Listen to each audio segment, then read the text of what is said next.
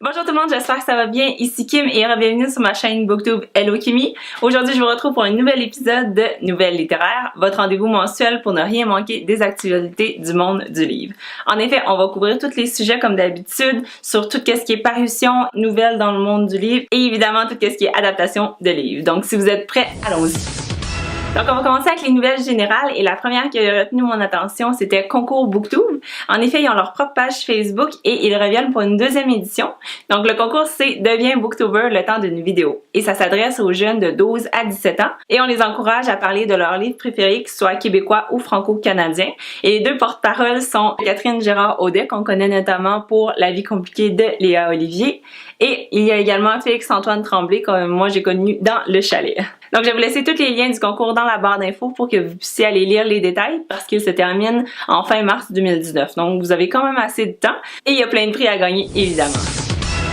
Ensuite, la deuxième nouvelle qui avait vraiment retenu mon attention et qui m'avait profondément touchée, c'était Alexandre Champagne qu'on connaît pour être le cofondateur de 3 fois par jour. Il vient de sortir son livre qui était très attendu et c'était l'art de prendre des photos avec son cellulaire. Et au moment que le livre est sorti, il a publié un témoignage très touchant sur sa page Facebook.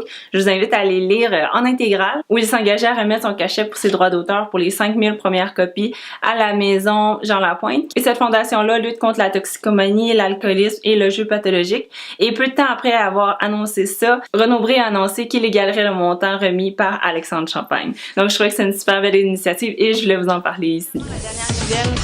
Et finalement, la dernière nouvelle, un peu plus de business dans le monde de l'édition, c'est l'acquisition de Diffusion Média par les éditions Québec-Amérique et les éditions Boréal. Donc, si j'ai bien compris, cette transaction-là a été motivée suite à l'annonce des grands diffuseurs européens qui ont annoncé qu'il y aurait des changements à venir pour tout ce qui était distribution au Québec. Et donc, félicitations à ces deux maisons d'édition-là qui ont décidé d'avoir un contenu plus soutenu, durable et plus indépendant également. Ensuite, on est rendu à l'annonce des nouvelles parutions à venir. Donc, la première qui m'intéressait beaucoup, c'était celle de Patrick Sénécal, qui a publié cette photo-ci sur son Facebook récemment. Donc, c'est un livre qui s'appelle 7 Days et qui va paraître au mois de janvier 2019. Donc, marquez vos calendriers parce que moi, j'ai déjà super hâte. Et ça va être publié par Simon & Schuster Canada. Donc, une maison d'édition hyper reconnue et prestigieuse. Donc, j'étais vraiment super contente et fière de cet auteur-là. Et j'ai hâte de lire ce livre-là qui s'annonce à être en anglais.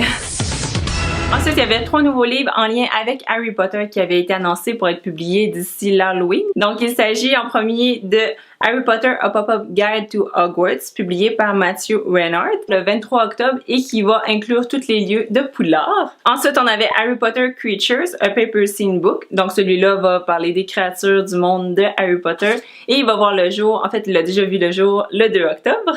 Et finalement, il y avait Imagining Hogwarts, A Beginner's Guide to Movie Making. Donc ça va paraître le 30 octobre. Donc un petit livre éducatif pour montrer un peu l'envers du décor aux enfants.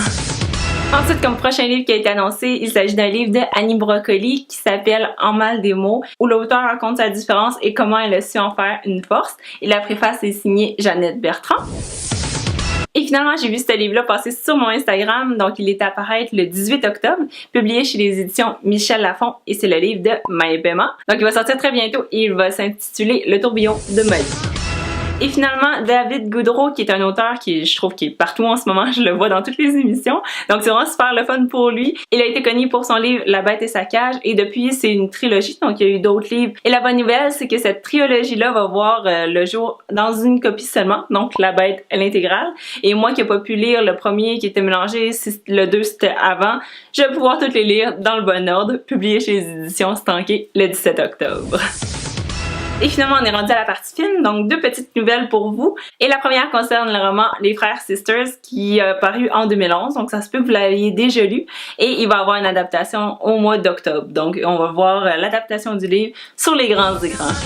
Et finalement, le livre A Simple Favor, ou en français Disparu. J'ai fait une critique là-dessus parce que c'est un livre que j'ai lu le mois dernier en vue de voir le film au cinéma fin septembre. Donc c'est un thriller à la Gone Girl puis Girl on the Train. Donc si vous avez aimé ce genre de film-livre-là, vous allez sûrement pas être déçu par A Simple Favor. Moi, je l'ai lu et je l'ai vu. Et pour connaître mon opinion, je vous invite à voir, en fait, qui est rendu ici, je vous invite à voir ma critique sur ma chaîne anglophone.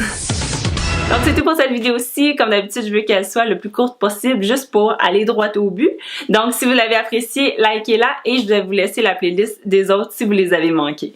Sur ce, je vous souhaite une très bonne journée. Abonnez-vous pour ne rien manquer du fabuleux monde du livre et on se retrouve dans une prochaine vidéo. Bye bye!